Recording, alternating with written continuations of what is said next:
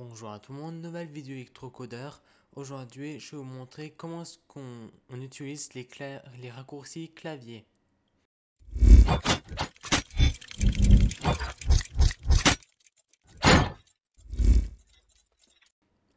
Il y a de nombreux raccourcis clavier sur les ordinateurs, mais souvent on les connaît pas tous. Donc dans cette vidéo, je vais essayer de vous présenter les plus importants et les plus populaires et ceux que je connais. Donc d'abord, je peux vous montrer un texte. Je vais créer un éditeur de texte. Je vais ouvrir un éditeur de texte pour écrire des mots. Là en dessous, je fais afficher chaque caractère que j'ai créé. Comme ça, vous pourrez voir quand je fais contrôle, majuscule et tout ça. Donc là, déjà, on peut écrire du texte. Par exemple, électrocodeur. Donc là, ça, c'est rien de, y a rien d'étrange. Après, ce que vous pouvez faire, normalement, ce que vous faites en général, c'est clic droit, copier. Mais là, ce que je vais vous faire, là, vous cliquez d'abord et après, vous faites CTRL C. CTRL C, c'est pour copier. Après, vous pouvez rechercher si vous voulez, vous faites CTRL V. Et après, bah, ça trouve des fichiers ou je sais pas si c'est pour rechercher sur internet.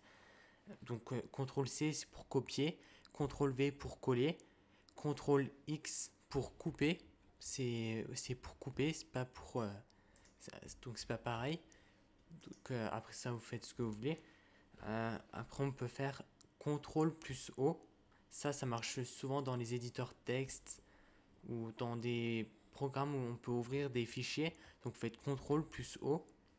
Vous maintenez CTRL et vous appuyez sur O. Après, vous ouvrez ce que vous voulez. Hein. C'est à vous d'ouvrir un fichier comme vous voulez. CTRL N, en général, c'est pour ouvrir un nouveau fichier ou une nouvelle fenêtre, souvent. Donc là, ça ouvre une deuxième fenêtre. Après, on peut faire CTRL S, c'est pour enregistrer le fichier. Mais si le fichier n'est pas déjà existant, alors ça va l'enregistrer sous. Et maintenant on l'utilise moins, mais si vous voulez encore utiliser enregistrer sous, c'est CTRL majuscule supprimer souvent. Et là après, vous pouvez l'enregistrer sous, mais CTRL S c'est souvent plus pratique, puisque s'il voit que le fichier n'a jamais été enregistré auparavant, il va l'enregistrer, il va il va faire en sorte qu'on l'enregistre d'abord. CTRL P c'est pour imprimer, ça c'est pour imprimer, c'est normal. Sinon on peut venir dans les fenêtres, souvent on peut imprimer. De toute façon ça c'est dans les navigateurs web, dans les visionneuses de documents, dans les éditeurs texte, ça marche pour imprimer. CTRL Q c'est pour quitter. Après, il y en a d'autres. Je vais ouvrir un programme sur l'Arduino IDE. Donc, ici, je peux faire CTRL A. CTRL A, ça sélectionne tout le texte qu'il peut. Donc, vous voyez, ça sélectionne tout en fait. Après, on peut copier, coller, on fait ce qu'on veut. On peut faire. euh, Là, par exemple, vous voyez, j'étais ici, j'étais en train de renommer le mot qui est là. Si je fais CTRL plus la flèche de droite, je me déplace de mot en mot. Donc là, vous voyez, ça peut être plus vite, ça peut être plus pratique.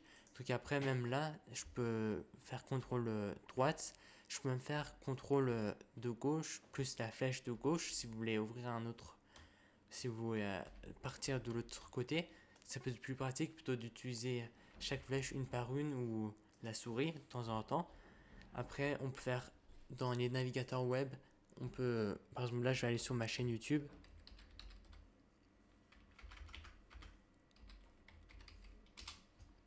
Donc je vais aller sur ma chaîne YouTube et sur mon GitHub. Et là, ce que je fais, ça marche plus dans les navigateurs web, c'est CTRL plus Tab. C'est pour changer d'onglet. Là, si je fais ça, vous voyez, ça change de côté. Après, il y en a d'autres qu'on peut faire encore. Il y en a encore d'autres. Souvent, ça marche dans les navigateurs web ou dans les éditeurs de texte ou dans les visionneuses de documents ou sur LibreOffice ou Word. C'est CTRL plus la souris que vous avancez ou que vous reculez. Après, il y en a d'autres encore. C'est CTRL F. Ça, je crois bien que ça marche peut-être que sur Firefox ou dans les éditeurs de texte aussi, ça marche souvent.